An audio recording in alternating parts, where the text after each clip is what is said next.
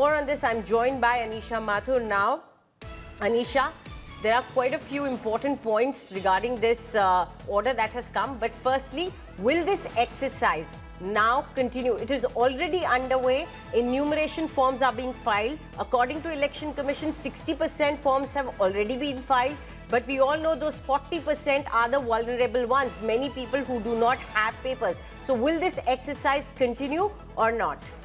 Well, clearly the Supreme Court has said we are not passing any interim orders. We are not making any observations with regard to stay.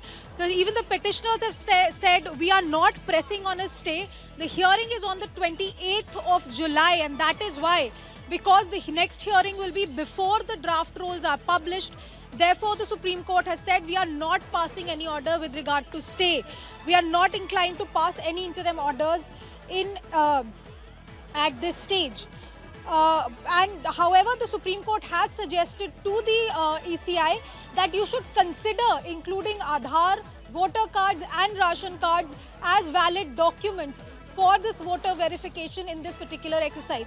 Remember, while this hearing has gone on for almost 2.5 hours, the outcome of the hearing is simply that the court has said we will leave it to the ECI to consider adding certain documents to the list of documents that they are using for verification.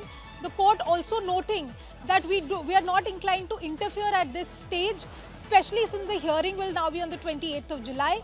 The Supreme Court also repeatedly saying that we do not want to interfere with the work of a constitutional authority, that is the Election Commission, as long as the Election Commission is acting within the confines of the law, which is why the Supreme Court asking certain specific questions to the Election Commission, asking the Election Commission to file its reply within 1 week on three things. One, the power of the Election Commission to conduct what is effectively a citizenship verification exercise.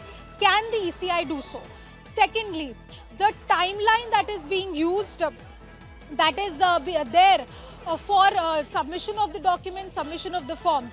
Thirdly, what happens if somebody is excluded from the list? What mechanism is the ECI going to implement? And why the Election Commission is linking this particular SIR exercise to the upcoming Bihar Assembly elections. Those are the 4 questions that the Supreme Court has asked the Election Commission to submit its reply on. But for now, no stay on the SIR exercise. Supreme Court has simply issued notice and asked for response from the ECI on this on all of these questions.